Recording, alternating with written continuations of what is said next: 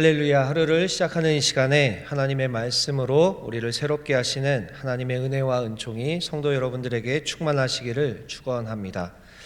계속해서 우리가 에스겔 말씀을 보고 있습니다. 에스겔 3장에서 24장까지는 하나님의 백성이 타락하게 되었다는 그 사실과 함께 여호와의 심판의 날이 임해서 남유다가 멸망하게 되었다라고 하는 말씀이 기록되고 있었습니다. 그리고 25장에서 32장까지는 유다의 적대적이었던 주변의 7개 나라들에 대한 하나님의 심판의 말씀이 계속 기록되고 있습니다. 그 중에서 어제 본 28장까지는 드로에 대한 심판의 말씀이었다면 이제 오늘 29장부터 32장까지 이집트에 대한 심판의 말씀이 이어집니다. 성경에 기록된 선포의 말씀의 양으로 보면 드로에 대한 심판의 말씀이 이제 3장 정도였고 이제 애굽에 대한 이집트에 대한 심판 말씀이 4장 정도의 분량이 됩니다. 유다 주변국들에 대한 심판의 말씀이 가장 길게 기록된 것이 바로 이 이집트에 대한 심판 말씀입니다. 왜 이집트에 대한 심판의 말씀이 가장 길게 기록되었는가 살펴보면 역사적으로 이스라엘이 이집트와 가장 긴밀한 관계를 가지고 있었기 때문이다라고 볼 수 있겠습니다. 그리고 에스겔서가 기록될 당시에 이집트는 바벨론과 함께 근동에서 가장 강력한 나라였고 하나님의 백성들이 하나님을 의지하지 않고 이집트를 의지해 왔었기 때문입니다. 특별히 바벨론의 침략을 전후로 해서 당시 유대 백성들은 이집트가 구원의 소망이라고 생각하고 있었습니다. 우리가 앞서서 예레미야서에서 본 것처럼 바벨론에 의해서 남유다가 철저히 멸망했을 때 남은 유대인들이 함께 이집트로 이주합니다. 예레미야 선지자는 하나님께서 이집트로 가려는 이스라엘 백성들에게 이집트를 의지하지 말라고 하는 하나님의 말씀을 전했지만 많은 유다인들이 이집트로 이동해서 거주하게 된 그 사실이 있습니다.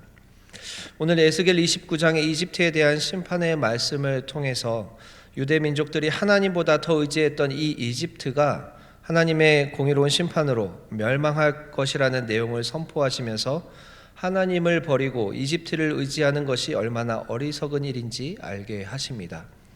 오늘 본 에스겔 29장부터 32장까지 기록된 이집트에 대한 심판 선언 말씀은 크게 6번에 걸쳐서 선포됩니다. 이 선포들은 시간 순서를 따르지 않고 이 주제에 따라서 배열되어 있습니다. 오늘 읽은 에스겔 29장에서는 1절부터 16절까지 한 단락이 이제 있고 17절부터 시작되는 두 번째 단락이 이제 또 포함되어 있습니다. 오늘 1절을 보면 10년째 해 10월 12일에 하나님의 말씀이 에스겔에게 임하였다라고 시작합니다. 이 날짜는 기원전 587년 10월 12일이다라고 이제 볼 수 있습니다. 무엇으로부터 10년째 해인가? 기원전 597년에 1차 바벨론 포로들이 잡혀가면서 이때 여호야긴 왕이 함께 잡혀갔습니다. 이때로부터 10년째 해가 될 때가 바로 오늘 에스겔서 29장에 나타나는 그 이때입니다. 이때 여호야긴 왕이 바벨론으로 사로잡혀 가면서 바벨론에 의해서 시드기야 왕이 남유다의 왕으로 대신해서 세워졌습니다. 그래서 시드기야 왕이 세워진 지 10년째 해가 또 되는 때입니다. 시드기야 왕이 세워진 지 11년째 해였던 기원전 586년에 남유다가 멸망하게 됩니다. 그래서 오늘 말씀의 시간적인 배경은 남유다가 바벨론에 의해서 완전하게 망하게 되는 것이 1년 남은 시점입니다. 남유다에 남아있는 백성들의 긴장감이 최고조에 이른 시점입니다. 긴장감이 최고조인 만큼 하나님보다 다른 것을 의지하려고 이것저것 기웃거리던 때였고 바벨론에 대항할 만한 제국이었던 이집트를 그 어느 때보다도 의지하고 있었을 때였습니다. 하지만 오늘의 말씀의 이 단락의 내용은 이집트가 얼마나 나약한 존재인지, 그 나약한 존재가 교만할 때의 모습이 어떠한지, 그리고 그 교만의 죄로 인해서 하나님의 심판이 있을 것을 비유를 사용해서 선포됩니다. 그리고 사람들이 의지했었던 이 이집트가 결국 멸망하게 되고 나중에는 미약하게 되고, 그래서 이스라엘 사람들이 다시는 이집트를 의지하지 않도록 하시겠다 하는 하나님의 마음이 담겨져 있는 말씀입니다. 그 뒤에 이어지는 에스겔 29장 17절에서 30장 19절까지의 말씀이 한 단락으로 선포됩니다. 이때는 17절에 보면 27년째 해 1월 1일이라고 기록됩니다. 역시 여호야긴 왕이 잡혀간 지 27년째 해가 되는 해라고 볼 수 있습니다. 11절과 1절에서부터 16절 그리고 17절이 시작되는 이 말씀 사이에 17년이라고 하는 이 시간의 간극이 있습니다. 그러면 이때는 기원전 571년이라고 이제 학자들이 이야기를 합니다. 역사적으로 보면 이때 당시 바벨론은 예루살렘을 함락시킨 기원전 586년부터 기원전 573년까지 13년 동안 두로를 계속해서 공격해 왔습니다. 하지만 바벨론은 끝내 이 두로를 함락시키지는 못했습니다. 그런 이유로 바벨론은 두로를 공격하는 것을 멈추고 그 군대를 돌려서 이집트를 공격하게 합니다. 그래서 이집트에 대해서 이제 바벨론의 공격이 있을 것이고 공격이 있었고 함락되어서 결국 황폐하게 될 것이라고 이 단락에서 선포하고 있습니다. 실제로 바벨론은 이때 이집트를 함락시켜서 40년 동안 다스리게 됩니다. 이렇게 에스겔에서 선포되는 이방 나라들에 대한 심판의 말씀은 당시 역사적 사건들하고 긴밀하게 연관되어 있습니다. 오늘 에스겔 29장의 말씀을 대략적으로 살펴보겠습니다. 에스겔 1절에서 16절까지에서 교만한 이집트를 심판하실 것을 하나님께서 말씀하십니다. 1절에서 2절까지는 예언이 주어진 시점을 명시하면서 예언의 대상이었던 애굽 왕과 온 애굽을 향한 선포를 기록하고 있습니다. 3절에서 7절은 나일강의 악어와 물고기를 비유로 하면서 바로와 그 백성에 대한 심판을 하나님께서 대략적으로 선언하십니다. 이집트는 스스로 이르기를 나의 이 강은 내 것이라 내가 나를 위하여 만들었다라고 말합니다. 그렇게 교만한 이집트에 대해서 하나님께서는 이집트를 심판하실 것을 선포하십니다.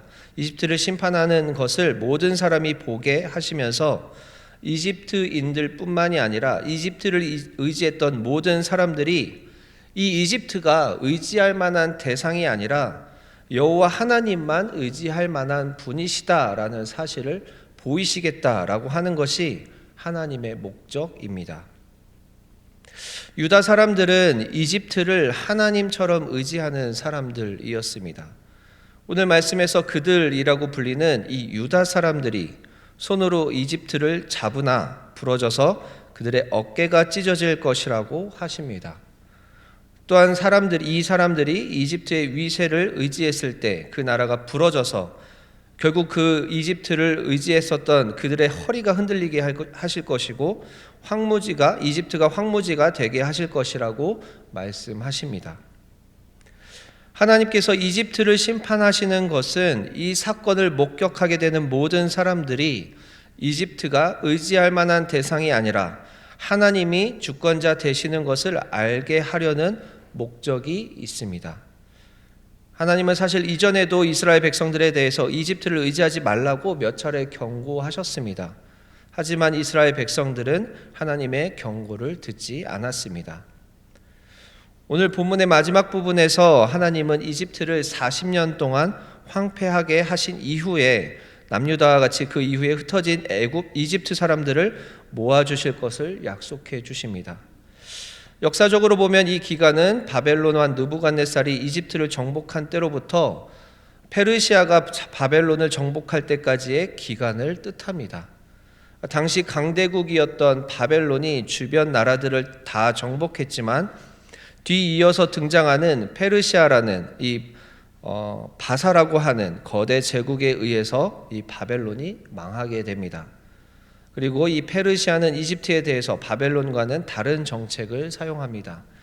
그런 이유로 흩어졌었던 이집트의 사람들이 다시 이집트로 돌아오게 되는 일이 있었습니다. 성경에서는 이 역사적인 사건을 하나님이 이집트를 징벌하시는 시간으로 바라봅니다. 그리고 이후로 많은 사람들이 이집트를 의지했었지만 이집트의 징벌 이후에 이집트를 의지하지 않게 될 것을 말씀하십니다. 거대한 제국 바벨론이 주변 나라들을 정복하고 이집트까지 정복했다가 그 뒤에 페르시아 제국이 혜성같이 등장하여서 더 거대한 제국을 이루어 갑니다.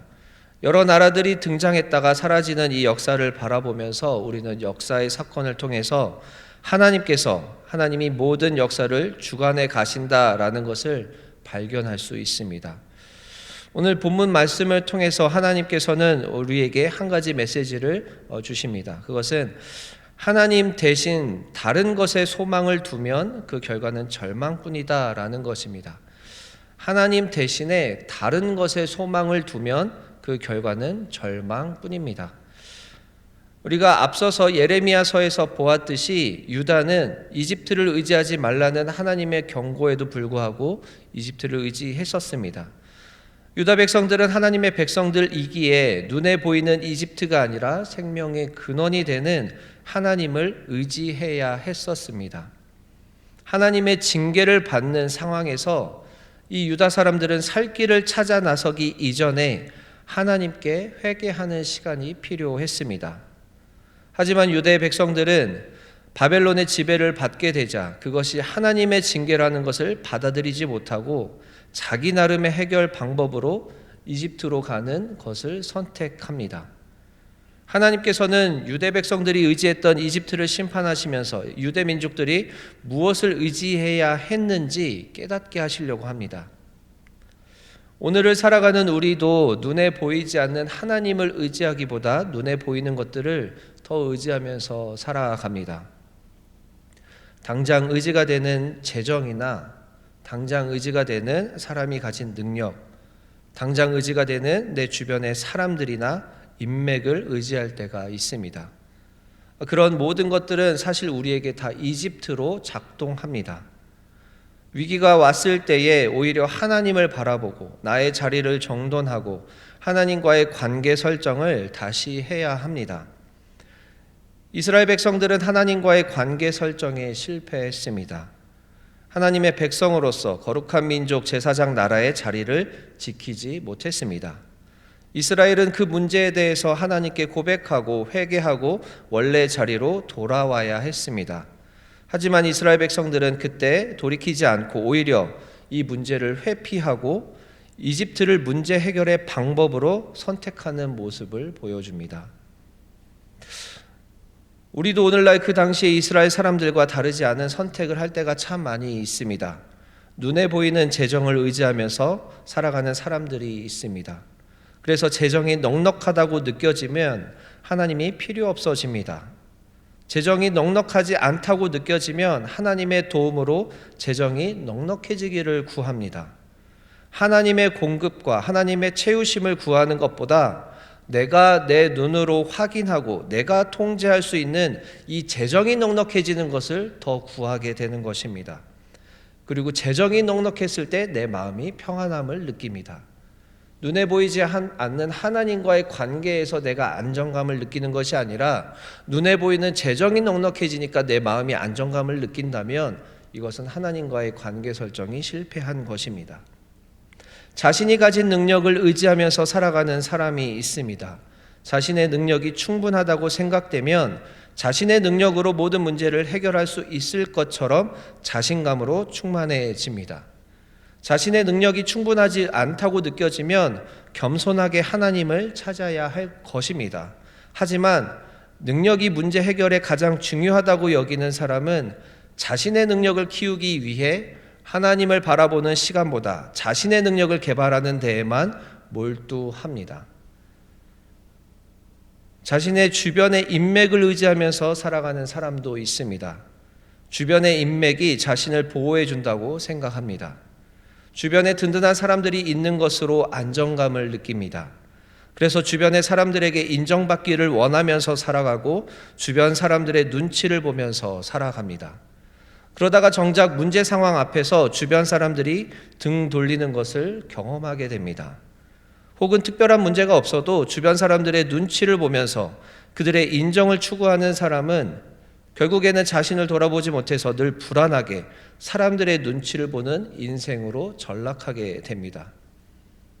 다 하나님을 의지하지 않고 자신의 눈에 보이는 가시적인 것들을 의지하는 사람들의 결론이 이러합니다.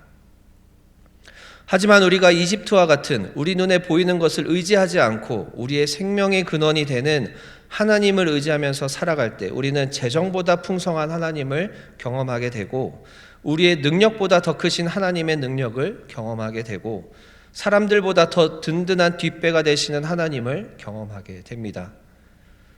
예수님 시대에 예수님을 만나서 인생이 바뀐 사람들이 특징이 그러합니다. 그들은 모두 무엇인가에 결핍되어 있었고 무엇인가 무능하다는 사회적 위치에 눌려 있었고 사람들의 인정을 받기 위해 무리수를 쓰며 살아가는 사람들이었습니다. 하지만 예수님을 만났을 때 그들은 더 이상 결핍을 느끼지 않게 되었고 하나님의 능력으로 살아가며 사람들의 눈치를 보지 않는 인생을 살아갈 수 있게 되었습니다. 사랑하는 성도 여러분, 우리는 눈에 보이는 것에 약한 존재들입니다. 그렇기에 일부러 더 눈에 보이는 것을 피하면서 살아가야 합니다. 우리에게 쉽게 안정감을 주는 것들이 무엇인지 구별해야 합니다. 나에게 주어진 것으로 안정감을 삼는 것에서 벗어나서 눈에 보이지 않게 우리를 도우시고 우리의 목소리를 들으시는 하나님께 마음을 기울여야 할 것입니다. 우리가 의지하려고 하는 모든 재정, 능력, 관계들은 사실 하나님께서 우리에게 선물로 주신 것들입니다. 우리의 삶을 지탱하는 것은 하나님이십니다. 그렇기에 모든 문제 상황에서 먼저 하나님께 매달리는 여러분들이 되시기를 축원합니다. 함께 기도하시겠습니다. 사랑이신 하나님, 참으로 감사합니다. 하나님의 말씀으로 우리를 깨닫게 하시니 감사합니다.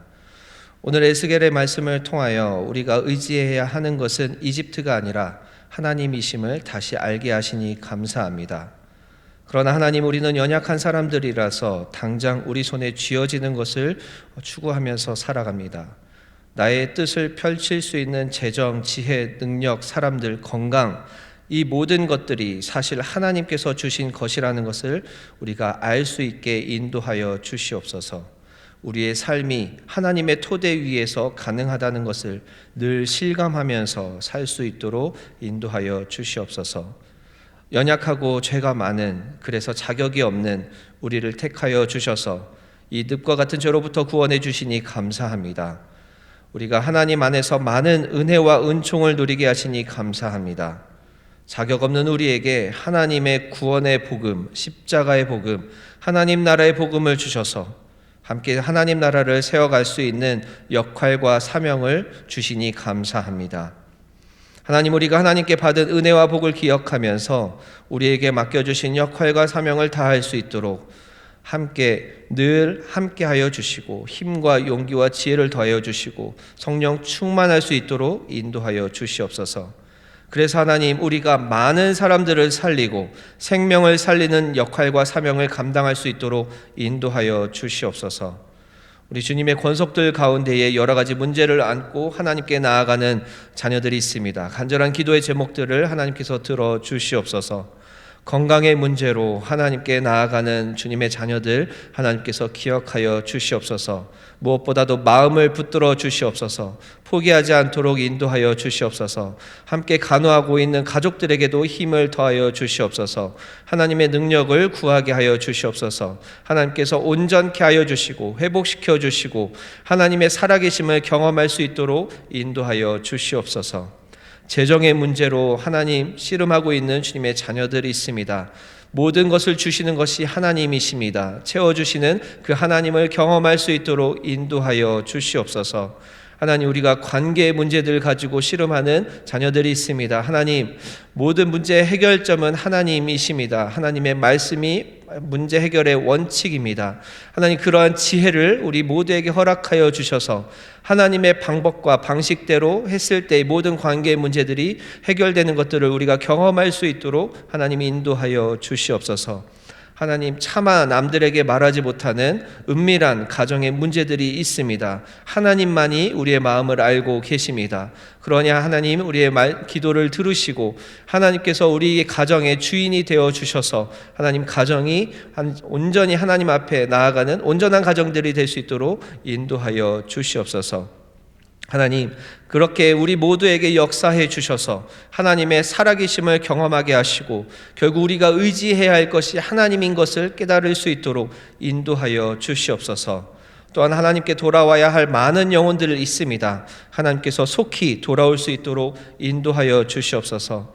특별히 진부 풍성한 교회에서 부흥회를 인도하고 계신 담임 목사님과 함께하여 주시고 성령을 더해 주셔서 선포되는 말씀으로 많은 영혼들이 위로를 얻고 힘을 얻고 성령으로 충만하게 되게 인도하여 주시옵소서. 또한 우리 교회를 이끌어 나갈 때에 하나님의 지혜로 풍성하게 하여 주시고 건강을 튼튼하게 하여 주셔서 하나님의 맡겨주신 역할과 사명을 감당하기에 부족함이 없도록 인도하여 주시옵소서. 오늘 하루의 삶을 하나님께 맡겨드립니다. 사랑이신 예수 그리스도의 이름으로 기도드립니다. 아멘.